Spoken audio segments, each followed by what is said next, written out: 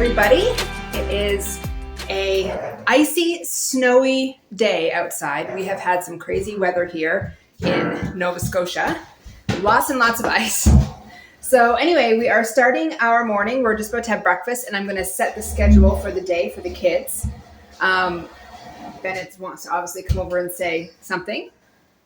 I'm back. You're back. Okay. You go. Listen, I want you to brush your teeth before we start the day. Go do that, okay? All right, so I'm going to set the schedule for the kids, and I've shown you what I do before. Basically, I just put everything here. This is our little schedule board. Now, I am going to change this up. So I'm going to take, this. I keep all my other little subject cards in here. So I just need to pull out what I want for today.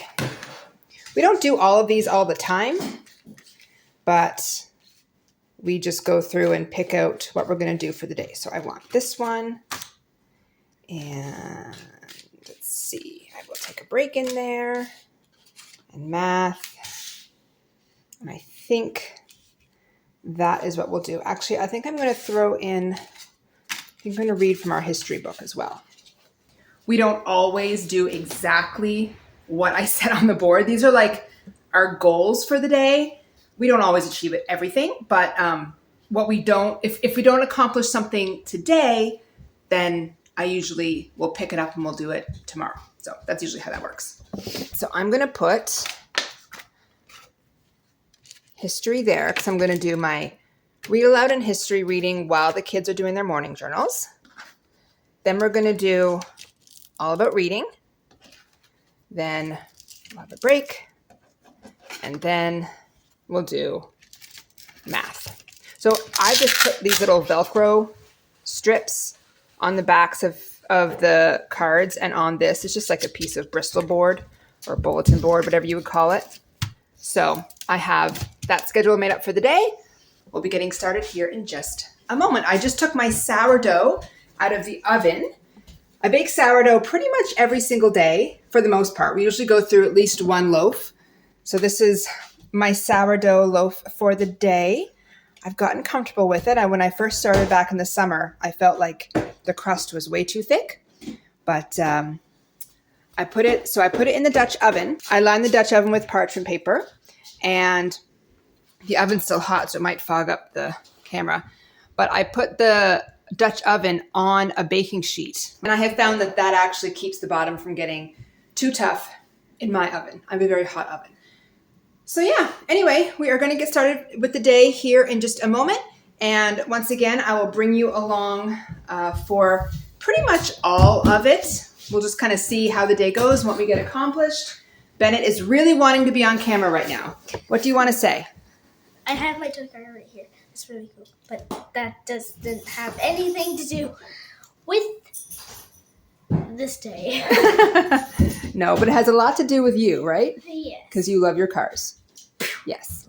Okay, so Becca's just getting herself ready for the day, and then we're going to have breakfast and get started.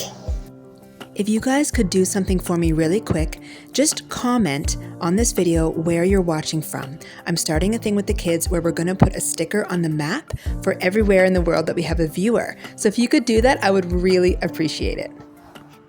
So Angel loves this ropey, but if any of you guys have dogs who like ropies, you can probably relate because there's literally pieces of rope from her toy like scattered all across the floor. Look, I'm constantly going after her ropey and picking up all of these threads. It's everywhere.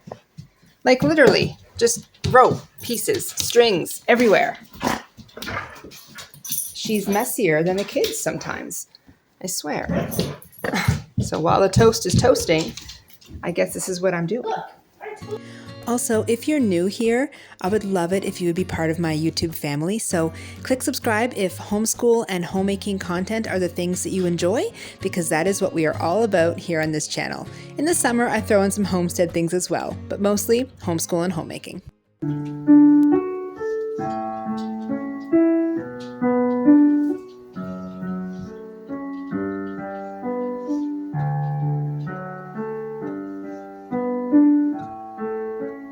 I'm going to get my breakfast, my coffee, and we're going to get started. I'll get the kids to get out all their morning journal things. Right now we're reading Anne of Green Gables. And it's okay, Becca, you can practice. Yeah. She's trying to be quiet on the piano while I talk. Right now we're reading the Anne of Green Gables. The full version. I got it in PEI last summer when we were there on vacation. And the kids are like devouring this story. It is so good and they love it. So once we're done reading the book, I'm going to show them the movie. And the version of the movie I like is, I think it was made in the 80s with Megan Follows. Megan, I'm not sure. That's my favorite version. So that's what I'm going to show them once we're done reading the book. So we're going to do that. And then for history, well, actually, I'm going to wait. I'm getting ahead of myself. I'm going to show you what we use for history once we get there. I really like it because it's so flexible and it's teaching me a lot about history. I don't remember that much history from school, so I'm enjoying relearning some of this as I go along with the kids. So I'll show you that in a minute once we get there. But first, coffee and breakfast. You got it all filled up? Let's hope it doesn't explode. No exploding. Good. Sometimes the K-cups like to explode, but yeah, I think we're good. Yeah. Thank you so much. You can just put that at my place at the table, okay? This looks. Yeah, it's hot. Be careful. Watch yourself when you go to the table, okay?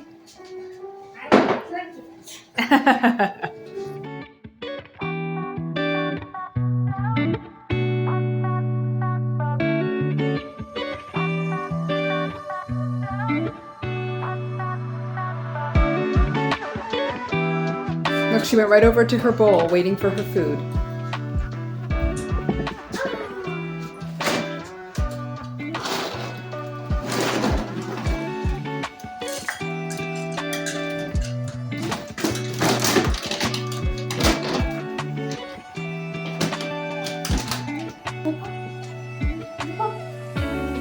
Good girl. Good girl. Okay. So I've shared before the devotional we use, but it's How Great Is Our God by Louis Giglio. So the kids each take turns picking out one each, and then I read 2 every morning. We have already read through, I'd say pretty much all of his other one, Indescribable. That's the one we had first. Here, Bennett, you can pick. Mine is the one with the bookmark. Okay. And we loved it. So we got How Great Is Our God. And I know there's another one. I was actually just looking at it on Amazon a couple days ago. I forget what it's called though. But we're working our way through this one. And then once we feel like we've read all of these, we'll go ahead and get his other one. I just really like the format of it. Here, Bennett, just before you pick, just a second here, okay? I really like the format. So I'll just open up to one. So it has a Bible verse at the beginning, and then it has a little write-up, and it's always something science-related. And then at the end, it has a little prayer. And then this section, the How Great section, it's just like some interesting facts. And so every single one is different, but it's all science-related, and then with a sort of a Bible lesson behind it. All right, Bennett, you can pick one. Okay? Anyway, yeah, so we read 2. This is yours. We read 2 of these every morning, and then we do what we call prayer gratitude, where basically we all take turns saying something that we're thankful for, and then we pray together, and then the kids do their morning journals, and I'll do the read aloud. So this morning I'm going to read a chapter from the Anne of Green Gables book, and then I'm also going to read the next chapter in our history book as well. So again, I'll bring you along for that once we get there. Melting rocks and hearts. The glory of the Lord looked like a consuming fire on top of the mountain. Exodus 24:17. Lava. It's the perfect ingredient for a Hollywood disaster movie. But what is it? Lava is magma. Okay, you say, what's magma? So Daddy told me just yesterday, I didn't even know this. There's like live cameras all over YouTube where you can like search a certain location in the world and watch like a live camera. And there's like an active volcano erupting in Hawaii right now, and they have it on live camera. Isn't that crazy? We should totally look that up. I don't know if it would still be erupting. This was yesterday. So I don't know what state it would be in, but he showed me yesterday, and you could see where like all the new lava had come out and was like just spilled around. It was really cool, and all like the steam was like pouring out of the top of the volcano. So we should definitely look that up because that would be really cool. And even just like looking at other places of the world, like the beach that we were looking at last night in Hawaii, right? But you can look up all kinds of different places in the world, like live cameras, and you can watch things live in that part of the world. That's really cool, isn't it? What are you guys thankful for today? Becca, you go first. Thankful for the piano. The piano? Yeah? Awesome. What about you, buddy? What are you thankful for today? These. Your new markers? Yeah, they're really cool, aren't they? Yep. All right, Bennett's filming me now. So I am thankful for healthy, good food to eat. That's what I'm thankful for today. Yeah. You got to move all your stuff if you want to get a prayer stick. I know. So a prayer stick is basically just two Little markers. whiteboard markers stuck together. They decide which. Bad and one color. Yeah, they decide which color is bad, which color is good. They spin it on the table. Whoever gets the good color pointed towards them gets to break the stick at the end of the prayer. I don't even know how that started. Do you remember? I don't even remember how that started, but it's become a tradition. Okay, well, if you're going to do it, then go get the prayer stick now, and we're going to pray. If you guys are wondering why I'm doing my morning journal right now, it's because I want to, because we wrote stories in it, so Ben did a story, and then I did a story, and I wanted to finish it, that way I can do a new entry. Yeah, because we normally don't start morning journals before prayer. Yeah. Yeah. So yeah, she was just doing that. I just finished it. Awesome. Very good. Well, we'll read that in a minute. Okay, get the prayer stick. Or on this side? Yep. No! No. Careful, you almost knocked over your water cup. Okay, so we just finished reading another chapter of Anne Green Gables, so that is done for today. The kids wanted me to finish it, but it would take a little bit too long. So now we're going to read from the Story of the World. So this is our first year using this, actually, and we don't do it all the time. It's definitely kind of just sporadic when we feel like it. But what I like about this is it discusses world history, but chronologically. So this is the book I read from, and then this is like the activity book. So basically it has questions that I ask the kids afterwards for comprehension. This could be an entire curriculum. It has, all kinds of different activities, math activities and all kinds of stuff. But with everything else that we're doing, I just think it would be too much to try to include all of this. So we don't. I just read the stories and we go over the questions together just so that I know that they've understood it and they remember it. And then that's good enough. If we weren't doing all of our other things, then I might consider that, but we can't do it all. So anyway, we're going to read a chapter of that now. And right now we are on chapter 9. So the first cities of India is what we're on right now. So we're going to read that and just keep trekking along. John's outside. He's off today. We've had so much snow and so much ice. So he's out clearing. I don't know if you can see him. He's out there clearing out some of the snow before it freezes again. The temperatures, he's over there. See? Right there. Yeah. Loves clearing. No, he hates clearing. But it warmed up just enough this morning that the ice is more like slush, but it's going to freeze again. It's going to go back down to like -17 this afternoon. And so it's all going to freeze to ice again. So now is his opportunity. So he's out there trying to get that done. So we will just get as much done as we can here this morning. All right, so we left off learning about Hammurabi and the Babylonians, Hammurabi's code. So the code of laws that were fair, right? A little weird, but fair. And then we read the story, the made-up story about Gilgamesh and Enkidu. Oh, yeah. Gilgamesh. It was the one that Gilgamesh that he went down to the bottom of the sea. Right, exactly. So that was a made-up story. But it's one of the oldest fairy tales in the world. So we finished reading that. So now chapter 9 is the first cities of India. Why do you think that ancient people wanted to live near rivers? So they can grow their crops. Mm-hmm. And also so they can have water. Yeah. To drink. Right, because rivers typically wouldn't be salt water. No. So they could get the river water to drink. They just have to, I don't know back then if they had to boil it, purify it. Or water their crops. And water their crops, yeah. Feed their animals, or water, give their animals water. I wonder if they took baths. Probably, yeah. So it says people who They lived, do what? maybe they took baths in the river. That's a good observation. So on the map here, it shows, you guys look closely, this is Asser, and this is okay? So it doesn't look like very far, but when you think about a map and how big the landmass actually is, that would take a long time, a very long time. Can you guys find India on the map? India? Yeah. See if you can find it. Where do you think it is? You found it. Yeah.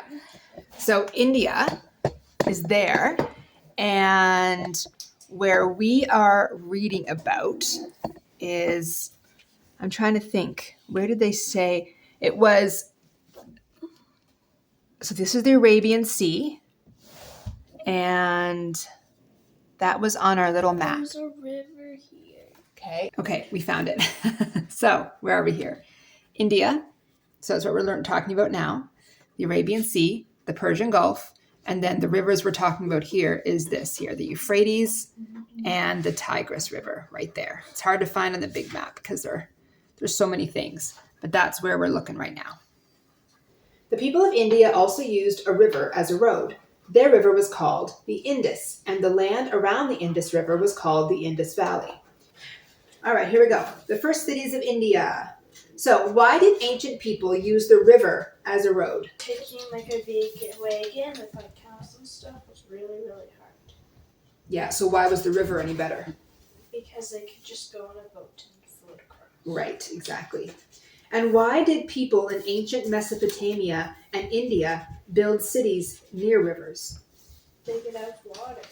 So they could have water for what? For their crops and for drinking. Yep, that's right. And it was easier to send food and other things down the water, and the rivers were used for trading goods, right? Yeah. And what did they make their houses from? bricks. Mud bricks, yep. And what did they have in their houses? That would have been pretty high tech at the time. Toilets and drains. But where did all their waste go? Remember me reading that part? It would go down into the sewer, but then where would it be? In the water? No, along the ditches on the side of the roads. Yeah, pretty stinky, hey? Okay. We will do, you guys get a snack, and then we'll get it out to all about reading and the handwriting. Yeah.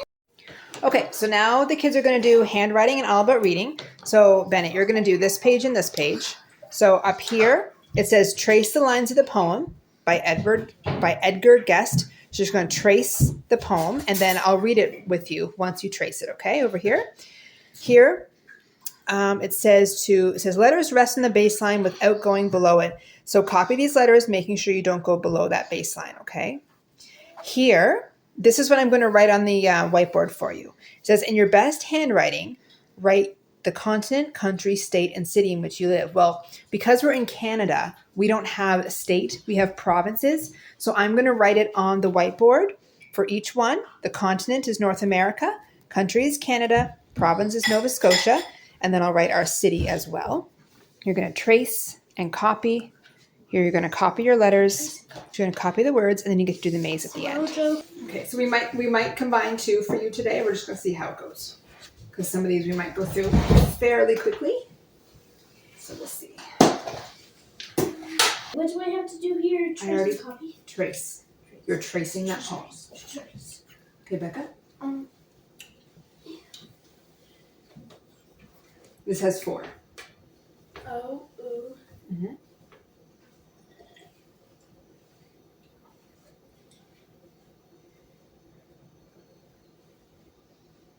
What do we live in? O. Mm-hmm. Powder. And the last one is like touch. Okay. This one. So we're going to practice reading a few words that have these sounds in them. Okay, so you're going to take this and we're going to place these ones in the pond. So these are down in the pond, okay? So you're going to catch a fish by selecting a card. I'm just going to lay them out. And you're going to turn it over and read the word out loud. If you read it correctly the first time, you keep the fish you caught. If you read it incorrectly, you got to put it back into the pile. Okay? I was just going to make fishing. Okay.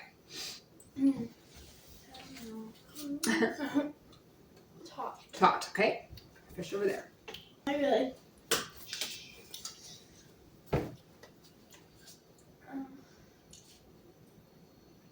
Reindeer. Good. Reindeer. Why would a fish say reindeer? No, the fish isn't saying reindeer, sweetie. That's the word she has to. Protein. Yep. Protein. Receive. Yep.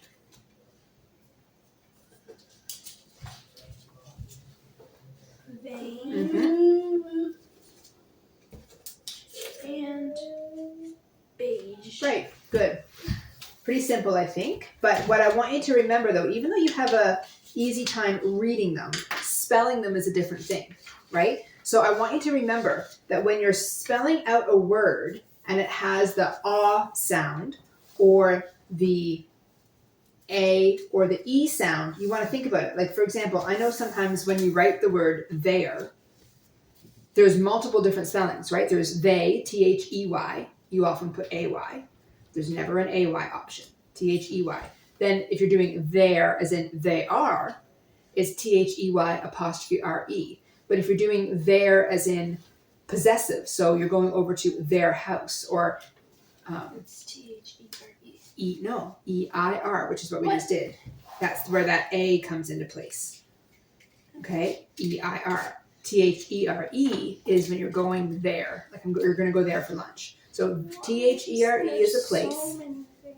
I know. I know, that's the same with me. I'm like, why is there so much rules in life? I think we need rules. I think we need to memorize some of those, though. That's the only way you're going to get it, is if you memorize some of those words. Slightly down the hall on her way to the castle kitchen. Happy birthday to me, she hummed to herself. She secretly hoped the cook would let her peek at her birthday cake before the evening celebration. Okay, so Becca's all done her all about reading. Bennett did his handwriting, and now we're doing his all about reading. And he doesn't really feel like doing any more school. No. He I kind just want to play. I know. But once we're done this, you'll get to play. So here you're going to do your little word flippers. So which one are you going to do first? Do you guys want to choose? just pick one. All right, go ahead.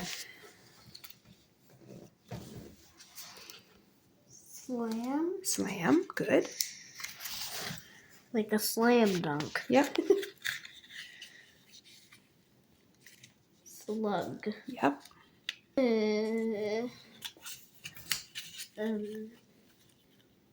Slim. Yep. What does slim mean? Slim. Like it's a very slim chance of it not happening. Exactly.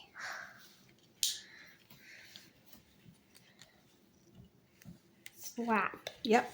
Rope. What would make it a long O? If that was a long O. Yeah, but if that was a long O, what would have to be at the end? And there's no E, so that means it's a short O. Prop. What's the short O sound? Prop. Prop, right. Sit up. So what? What's your vowel? Swish. Mm-hmm. And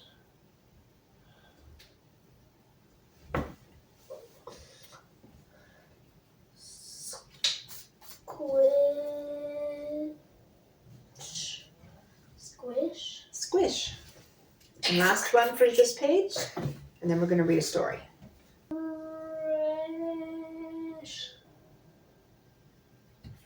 Fresh. Like, I love to sleep in the fresh air. So you're going to read a story called Lunch. Lunch. What?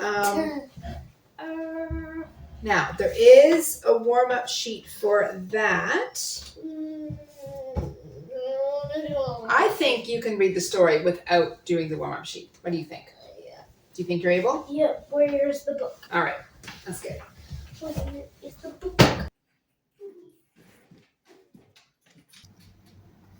It is just a hop, skip, and a jump. What? Yeah. Wait, read it out loud. Yeah. It is just a hop, skip, and a jump. Jump. Swish. Good. Why does it say swish? Because he's swishing. He's like flying through the air on the vine, like swish. So he's trying to get to the bananas. And he gets one. Well, what does this say? Snap. Snap. Oh no, what do you think happened? Okay, we're done school. School was kind of hard this morning. It was hard that the kids were just not really like that focused. They just wanted to play, and I get it. And there are times when I let them, but we did take Thursday and Friday off last week. We had some stuff going on, so we didn't do school Thursday or Friday. So it was important that we got some things done today. So we did. We pushed through. We got everything done except for math. We're just going to skip math today. We usually do math every day, so we will skip it today and pick that up again tomorrow. But it was a little hard this morning, but we're done. So I'm going to make some lunch. I'm going to clean up, and then I teach piano this afternoon. So we'll see what else the day has in store. I have no idea. All right, I'm done my teaching for today. I actually had a couple of my students, my last couple students had to reschedule because it is like another blizzard outside. We have had so much snow. It's crazy. I'm going to show you what it looks like out there. So it's coming down pretty hard right now. I'll show you what it's like in our sunroom. Our sunroom feels like a freezer in the winter. But you can see all the snow built up. It's not like we have like an outlandish amount of snow that's down. It just keeps coming. And there's so much ice under the snow. So it makes for a very, very cold, slippery day. The temperatures are really cold. I think it's like minus 18 right now. The chickens and bunnies don't really, well, actually the bunnies love this weather. In the snow, they like to burrow in the snow. They're completely confined in their little enclosure, but they don't mind it. The chickens, however, hate it. They basically just live in their coop the entire time. But yeah, we've had just so much snow and ice and wind, really, really high winds. And we're supposed to get even more wind all night and overnight. So I am done my teaching, and I got my warm sweater on, and honestly, I'm about to relax. I'm ready to chill. John's off. We're going to do something together as a family for the rest of the day. I don't know what yet. Maybe we'll play a board game, or I don't know. We're definitely staying home though, because we're not going out in this. Way too cold, way too slippery. So we'll do something here, something cozy, and call it a day.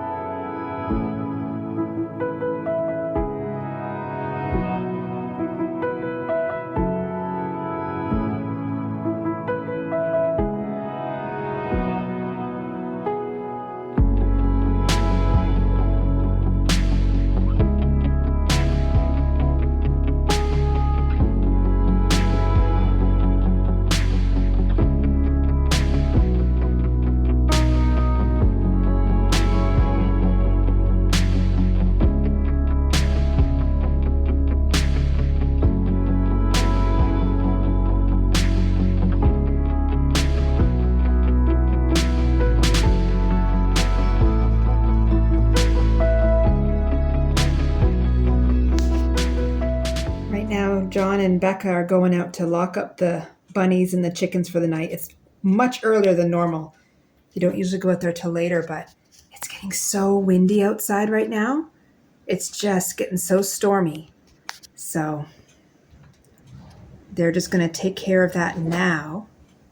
Like, it's blizzardy out there. The chickens would be in their coop anyway, hiding. The bunnies need a little more convincing probably, but not too much. They're just going to get it all done for now.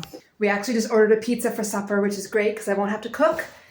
So we're going to have some pizza. We have a fire going, and then I think we're all going to play. I am not a video game person, but here, I'm going to come out here. It's too cold. Angel. Angel. Come on. Come on. All right. So now I'm just sitting here by my fire, staying warm. It is really, really cold outside. John and Becca came back in from doing the bunnies and chickens. They were freezing. Anyway, I'm so thankful for this wood stove. So I'm just up here waiting for the pizza guy to come. The kids and John are downstairs in his office, just getting everything set up for the game. They're trying to figure out, there's this farm game, and they're trying to figure out how to add me as a fourth player. So they're doing that. I know nothing about it, but it should be enjoyable. So once the pizza arrives, we'll have that. We'll play a game and just have a nice, cozy family evening. So anyway, that's it for today's video. I have really enjoyed bringing you guys along with me for the day. And as always, thumbs up if you like the video, click subscribe, and I will see you in the next one. Thanks. Bye.